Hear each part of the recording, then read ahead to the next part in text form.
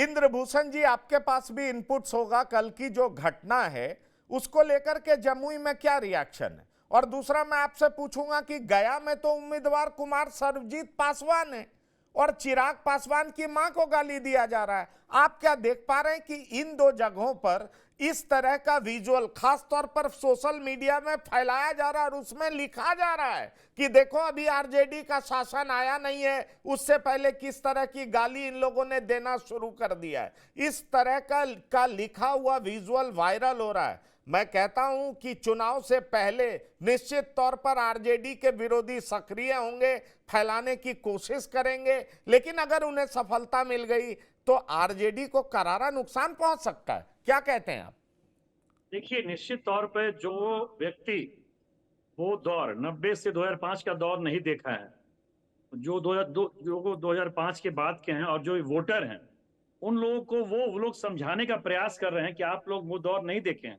अगर वो दौर फिर से आ गया तो क्या होगा, ये डराया जा रहा है। और आज भी सत्ता पक्ष का सबसे बड़ा इशू वही है, लालू राज। इसीलिए ये कोई बड़ी घटना नहीं है कि अब मान लीजिए सभा में तेजस्वी जी भाषण दे रहे हैं, नीचे कोई गाली दे रहा है। जो भाषण दे रहा है वो आदमी उसको सुन भी नहीं सकता है, लेकिन जानबूझ के बीजेपी के लोग ऐसे इशू को बढ़ा रहे हैं ताकि उसका असर गया में पड़े। गया बिल्कुल। में जीत हार का मार्जिन कम है। हाँ। मांझी जी के प्रति लोगों में गुस्सा भी है। उस गुस्सा को पाटने और मांझी जी के पक्ष में वो फिर से अपने लोगों को लाने के लिए वो चिराग वाले इशू का लोग इस्तेमाल कर रहे हैं। और उसको चिराग पासवान भी उसको इसलिए ज्यादा बढ़ा रहे हैं ताकि उनका जो मार्जिन है जमुई में वो बढ़ जाए।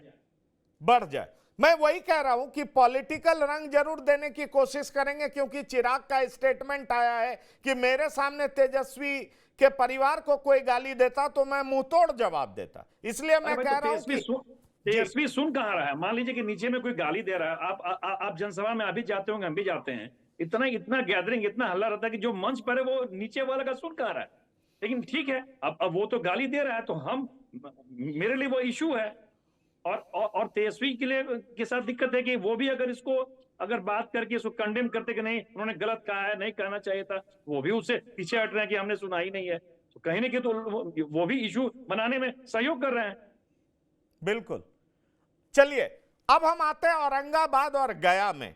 क्या आपको औरंगाबाद में मिनी चित्तौड़गढ़ ढहता हुआ नजर आ रहा है? माफ नहीं नहीं, करिएगा, औरंगाबाद और नवादा की बात कर रहे हैं, क्योंकि दोनों जगह लालू प्रसाद ने कुशवाहा जाति के उम्मीदवार को उतारा है, एक नया प्रयोग किया है। औरंगाबाद में अभय कुशवाहा कितने मजबूत दिखाई पड़ रहे हैं आपको? क्या मिनी चित्तौड़गढ़ का किला ढह जाएगा? और जहां तक श्रवण कुशवाहा का सवाल है, तो अगर दोनों तरफ से देखा जाए, एनडीए के तरफ से भी बागी उम्मीदवार गुंजन सिंह कहा जा रहा है वो बीजेपी को नुकसान पहुंचाएंगे, और इधर राजबल्लभ यादव के भाई खड़े हैं विनोद यादव, वो आरजेडी को ज्यादा नुकसान पहुंचाएंगे। अब सवाल उठता है कि दोनों सीट पर आप किसका पलड़ा भारी देख रहे हैं, क्योंकि आप हर जगह घूम कर आए। देखिए क्या है ना, नवादा में विवेक जी बहुत अग्रेसिव नहीं है और उतने कोई, अब क्या बताएं, मतलब केवल मोदी के नाम पर वो चुनाव लड़ रहे हैं। उनका जो मैनेजमेंट सिस्टम है वो भी उतना मजबूत नहीं है। लेकिन राजबल्लभ यादव के परिवार का विरोध उनके लिए सबसे बड़ा फायदा है। फायदा, और उन दोनों की लड़ाई ये है कि श्रवण कुशवाहा बालू वाले काम करते हैं और राजबल्लभ गिट्टी वाला काम करते हैं। राजबल्लभ परिवार से वहां 20,000 की आबादी जीती है बालू वाले धंधे में।